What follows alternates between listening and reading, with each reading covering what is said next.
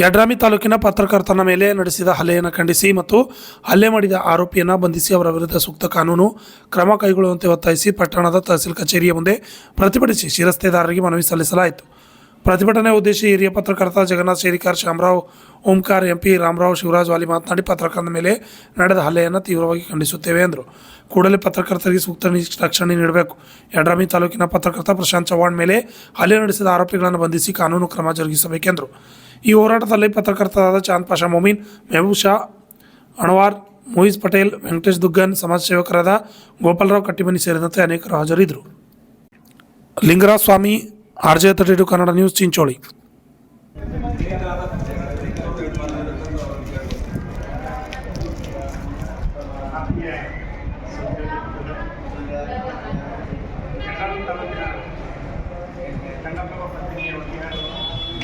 ಪ್ರಶಾಂತ್ ಚವ್ಹಾಣ್ ಅವರ ಮೇಲೆ ಡಿಸೆಂಬರ್ 3ನೇ ತಾರೀಕು ನಡೆದಿರುವಂತಹ ಹಲ್ಲೆ ಅತ್ಯಂತ ಅಮಾನವೀಯ ಹಾಗೂ ನ್ಯಾಯ ಆಗಿದೆ, ಇಷ್ಟೇ ಪ್ರಭಾವಿ ವ್ಯಕ್ತಿ ಆಗಿದೆ.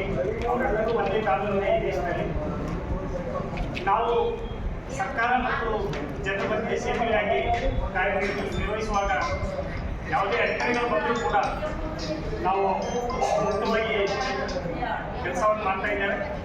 ಆದರೆ ಅಕ್ಕಿ ಮತ್ತು ಮರಳು ಮಾಫಿಯಾದ ಕೆಲ ದುಷ್ಟಶಕ್ತಿಗಳು ಪತ್ರಕರ್ತರ ಮೇಲೆ ಹಲ್ಲೆ ಮಾಡುವಂಥ ಮತ್ತು ಕಾನೂನನ್ನು ಕೈಗೆತ್ತಿಕೊಳ್ಳುವಂತಹ ಒಂದು ಕೃತ್ಯಕ್ಕೆ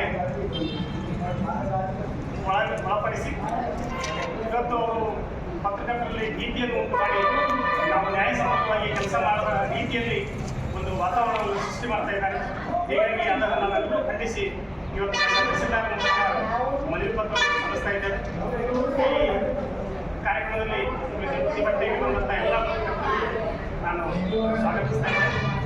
ನಮ್ಮ ಪತ್ರಕರ್ತರನ್ನು ಉದ್ದೇಶಿಸಿ ಹಿರಿಯ ಪತ್ರಕರ್ತರಾಗಿರುವಂಥ ಮಾನ್ಯ ರಾಮರಾವ್ ಪಾಟೀಲ್ ಯಾರು ಮಾತಾಡ್ತಾರೆ. ಪ್ರಜಾಪ್ರಭುತ್ವದ ಈ ರಾಷ್ಟ್ರದಲ್ಲಿ ನಮ್ಮ ಪತ್ರಿಕಾರಾಗಿ ಒಂದು ದೊಡ್ಡ ಸ್ಥಾನಮಾನ ಇದೆ. ಆ ಸ್ಥಾನಮಾನ ಅಡಿಯಲ್ಲಿ ನಾವು ಕೆಲಸ ಮಾಡ್ತಾ ಇದ್ದೀವಿ.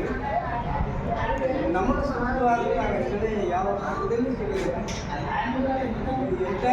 ಎಲ್ಲೊಂದು ನಮ್ಮ ಸಂಪಾದನೆ ರಕ್ಷಣೆ ಸಿಗಲ್ಲ. ನಮ್ಮಲ್ಲಿ ಎಷ್ಟೋ ಘಟನೆಗಳು ನಡೆದಿವೆ. ಚಿಂಚೋಳಿಗೆ ಸಂಪಾದಕರಲ್ಲ, ಯೂನಿಯನ್ದವರಾಗಲಿ, ನಮ್ಮ ಚಿಂಚೋಳಿದವರಾಗಲಿ ಯಾರು ನಮಗೆ ರಕ್ಷಣೆ ಕೊಡಲಿಲ್ಲ. ನಮ್ಮದು ಇರ್ತೀವಿ, ನಿಮ್ಮ ಜೊತೆ ಇರ್ತೀವಿ ಅಂತ ಕೂಡ ಯಾರು ಇರಲಿಲ್ಲ. ಆದರೆ ಇವತ್ತು ನಮ್ಮ ನೋವಾಗಿದ್ದ ಕಡೆಯಿಂದ ಆ ಎಕ್ಸಾಮಿನಾಗ ಆಗಿರುವಂಥ ಘಟನೆ ಅವರು ಕಾರಣರು ಅಥವಾ ಇವ್ರ ಕಾರಣರು ಯಾರೇ ಕೇಳಿ ಅದನ್ನೇ ಮಾತ್ರ ಆಗ್ಬಾರ್ದು, ಅಲ್ಲೇ ಆಗ್ಬಾರ್ದು, ಅಲ್ಲೇ ಮಾತ್ರ ಸರ್ಕಾರ ಈ ನಮಗೆ ಸಿಗುವಂಥ ಎಲ್ಲ ಸವಲತ್ತುಗಳು ಕಾಲಕ್ಕೆ ಕೊಡ್ತಾ ಬರೋದು.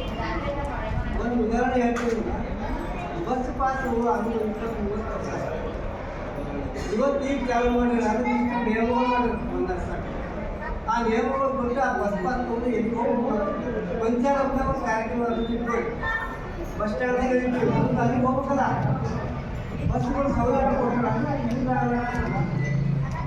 ಮಾತಾಡ್ತಾರೆ. ಆಮೇಲೆ ಇಂಥ ಸೌಲಭ್ಯಗಳು ನಮಗೆ ಸಿಕ್ಕಾಗಿರ್ತವೆ, ಅದೇ ಆಗಿರ್ತವೆ. ಇವಕ್ಕೆಲ್ಲರೂ ಸರ್ಕಾರದವರು ನಮಗೆ ಹೆಚ್ಚು ಕೊಡಬೇಕು.